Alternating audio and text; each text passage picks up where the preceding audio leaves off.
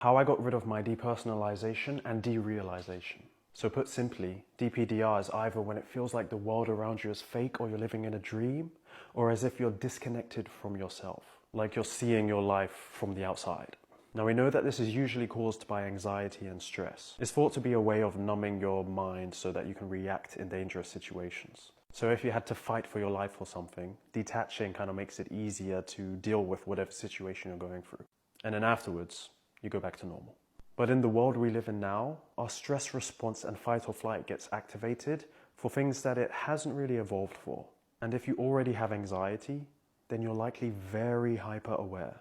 Like you notice every change that happens in your body. And so something might trigger that stress response, and suddenly you pick up on this feeling. Or maybe you just noticed it after a stressful event. But this is where the problem arises, because it's such an unnerving and scary feeling. You now have attached a sense of danger to this feeling. So noticing it and feeling it causes you more anxiety and stress, which further activates your stress response. And what's part of that response? Depersonalization and derealization. So it's basically a self-fulfilling loop. The more scared you are of this feeling, the more you're going to feel this feeling. I was constantly looking for a way to get rid of this horrible fake feeling. I'd wake up and be so confused and just cry because I wanted to get rid of it. But I wanted to get rid of it because I was so scared of it. So I was stuck in the cycle, constantly becoming triggered, releasing stress hormones throughout my body. So this feeling just wouldn't go away and would last for months, even years. So eventually I just changed everything.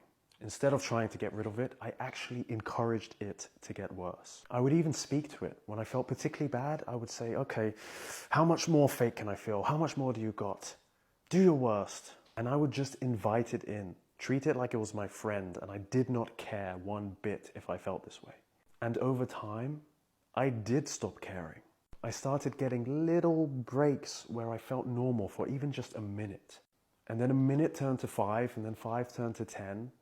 And it kept going until eventually I noticed that I was feeling normal more often than not, because I wanted this to happen, because I wasn't afraid of feeling this way.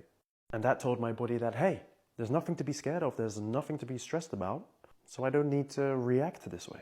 And now I only feel it when I'm particularly stressed, and even then I really don't care, and it lasts about 30 seconds. So I hope this makes sense. I hope this helps someone, and yeah, follow me for more.